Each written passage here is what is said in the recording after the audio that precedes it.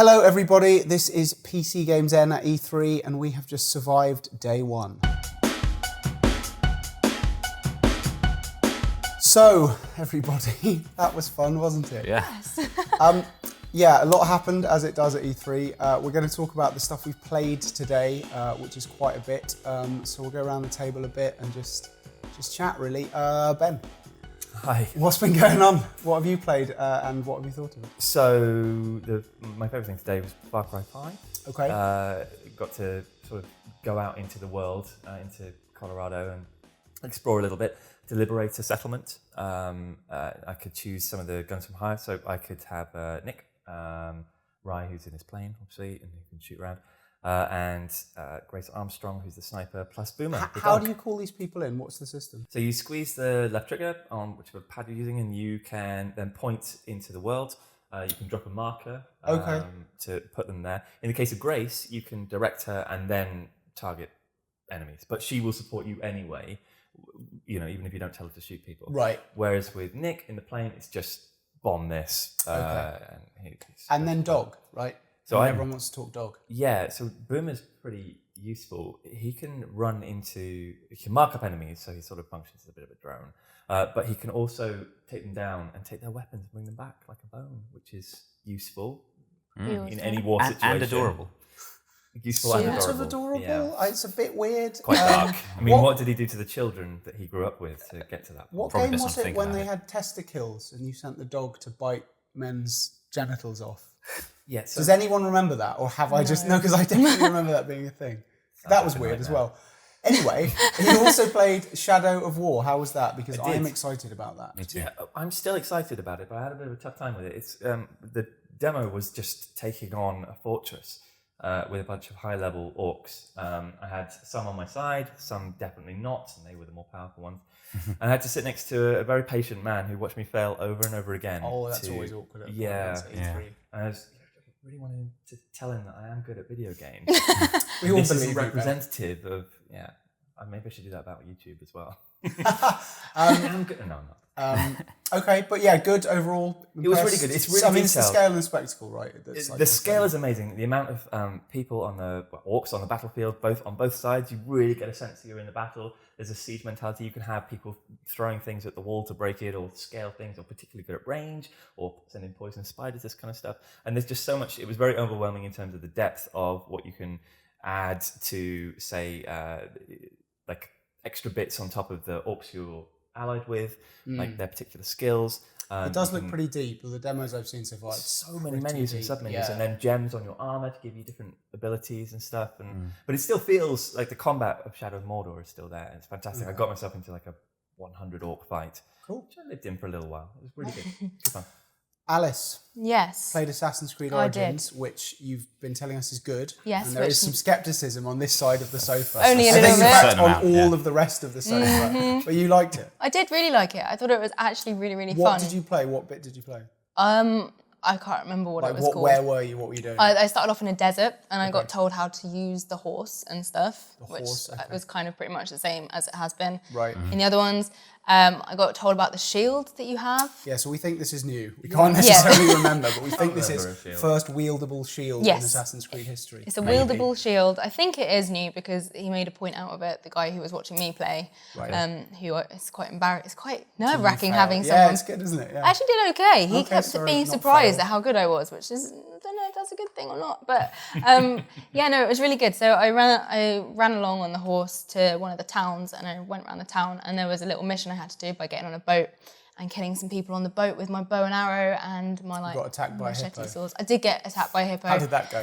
Well, I was on a boat, get into another boat. He said you could either swim or get on the boat. Or get attacked by a hippo. Those Well, are your I choices. assume if you swam, you would have got attacked by the hippo even more easily, Probably. right? So I I would think so. Be more vulnerable. I went on the boat and I used the little oars and I got to the boat, the big You've boat. used a boat before, I can tell.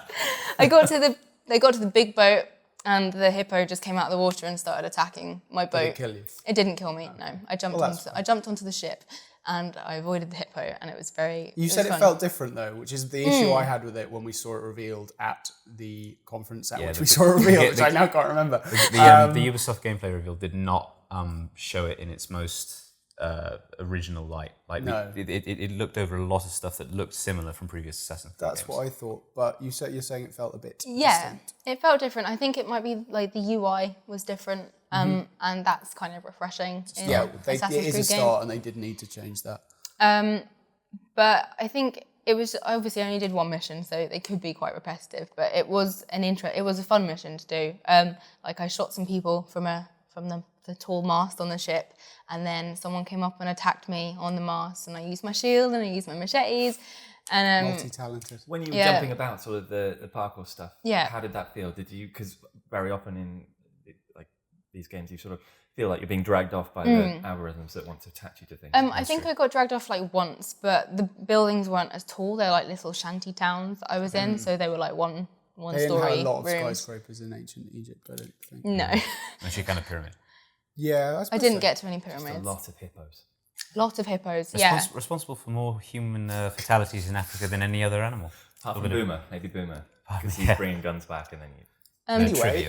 I also played the Colosseum mode Oh, thing. so that's like the pit fight thing. Yeah, Okay. which was really fun. So I did 3 waves of killing some people, and you have to kind of learn the way that they're going to attack. There's bosses that you can fight as well. Okay. And I died twice before I beat him, but the guy was like telling me like ways to kill him, like he's a bit stupid, so you can like use the environment around you to also injure him, because he'll just run at you regardless of what's in front of him. Classic AI boss move.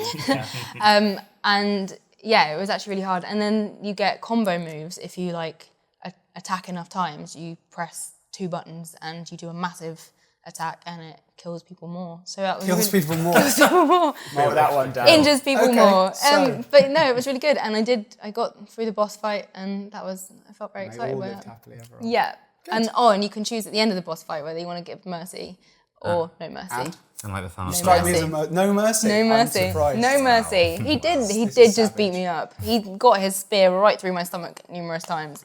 And you didn't die. Extra spear. No, I did die. I did die. There are the times I did die. Fair enough. Rich, you've had a slightly less violent day, maybe? I don't know about that. Crowds, right? Sorry? The crowds here, maybe not. Yeah, I played Total War Warhammer 2 and Call of Duty World War II, the multiplayer. Equally violent day, maybe Yeah. more violent day. Pretty savage. Lots of dead lizards, How lots of dead elves. is COD, first of all? Well, there are some things about COD which obviously will never change. Like the engine feels... Well, war never changes, so. The engine feels roughly as it always used to, which isn't necessarily a bad thing because that's been one of its selling points historically. Times to kill are still ridiculously quick. Respawn's still ridiculously quick, so it's got really fast paced.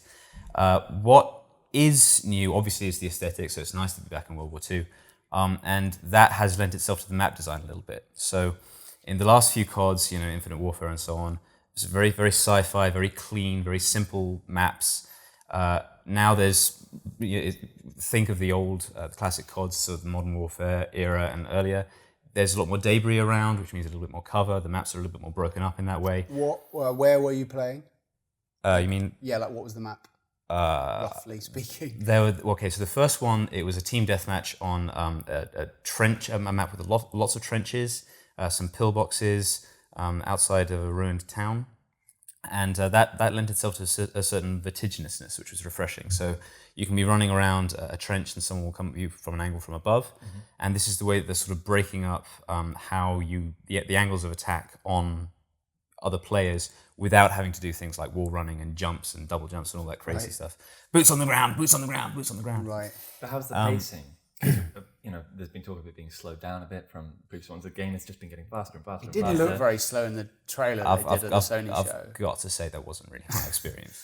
Does it still have perks and things? And Yeah. if so, are they really incongruous with the setting? Because I can only imagine that they would be. Well, so what it is now is like there's... Like a drone strike. Mag boots on the ground. Yeah, okay. So the score streaks and stuff, they are functionally pretty similar to... What? Give me some examples. So drone strikes, rather than a recon UAV, which they used to have, you now have a recon biplane, basically. So it does exactly the same thing. It reveals enemy locations on the map, but it's not a drone anymore. It's a biplane, a scout plane. That's even more incongruous. Like you could call in a biplane just all of a sudden with a click of a finger. Yeah. It's a drone you could throw in the air. Yeah, I guess you're using a radio to call it in. There's also a bomber that you can.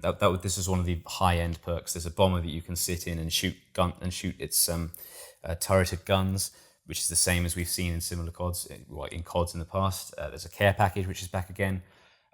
A slight change is to the class system, so it's no longer like a pick 13, which is what it was the last COD I played. It's now a division system. So you've got 10 slots grouped into 2 slots per 5 divisions, and each of the 5 divisions represents an infantry division with a specialty. So infantry is just assault with rifles and semi-automatic rifles. Then there's airborne who have SMGs, mountain who have sniper rifles. So you get that idea. Right. And it looks like you'll create a class, basically. It's a return to something similar to the creator class system that you've seen in COD before. And I assume it's not completely clear how customizable they all are, because I wasn't able to customize them in the demo that I played. But it looks as though you'll have 2 slots per division, and the perks and equipment and weapons that you can choose for those slots will be restricted by the division that you're in. Okay, good.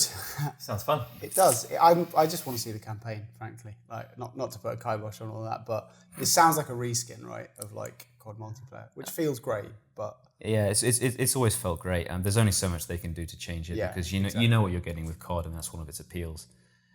So don't expect too much of a departure. But how was Warhammer? Rich is a big Warhammer fan. Yeah. Did you have a good time? I did. It was great. Like, we started with a fly through of the campaign map, which is a good, long, detailed look at the new campaign map. Took like 5-10 minutes, and we took a really in-depth look at the High Elf Island of Ulthuan and the geography of it all. It looks really big, lavishly detailed. There's an inner ring of elven settlements defended by fortresses, the narrator says it's going to take a massive effort to break through that inner ring of Ulthuan's defenses. So were you playing High Elves, or were you playing? In the battle that we played after the campaign flyover, I was playing lizardmen defending against High Elves. Right. Okay. So the flyover took a long look at all of the campaign maps. So after Ulthuan, we went down to Lustria, which is where the lizardmen live, and it talked a little bit about. Oh, this is a lot of detail, Rich. Okay, so moving on. We'll write a more in-depth article about this on the site, which you can check out. How is it different when you were playing it? What are the key distinctions between the previous one? Mainly the troop types. So lizardmen, and again, this has been one of the key ways in which the Total War Warhammer as a series has been distinct from previous Total Wars, in that army rosters are now very, very asymmetric. So lizardmen, they have loads. Their thing is big sort of scaly jungle monsters and things. You have stegodons, which are big sort of stegosaurus-like things, but much larger, charging into the enemy. And you have bastillodons, which, if you're a dinosaur fan, are ankylosaurus-like creatures. Who's not a dinosaur fan? Exactly. So they're sort of armored turtle-like things and they have sun ray focusing crystals on their backs, which are able to shoot laser-like projectiles at the enemy. Dinosaurs, kids. Like a crazy Bowser. Yeah, like a crazy Bowser. That's good.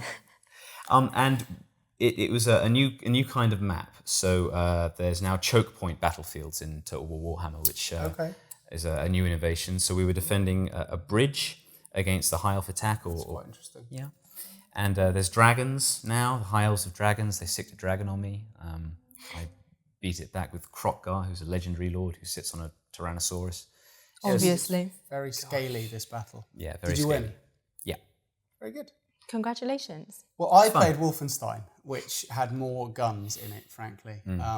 But it was really, really fun. I was very confused by the really long kind of, winding trailer they showed at Bethesda, which was like sort of cut around too quickly. But this was about 10 minutes into the game. So I think all they did was take me out of the initial cutscene. And then it's the section where he's in a wheelchair on the U-boat. And so essentially you are wheeling around fairly slowly with a handheld SMG. That doesn't sound like the most entertaining part of the game to show you. It was probably better than it sounds. Okay. They managed to make the movement a bit varied in terms of there are like treadmills and like you can get on the gear in the ship and stuff and go up and down levels that way. It was a lot of shooting, basically. But it feels great. It's quick. The explosions are super pretty, like excellent explosions. And it's quite funny. Saw a couple of little cutscenes and stuff like that. Right. but not a huge amount more than what we saw at the Bethesda conference.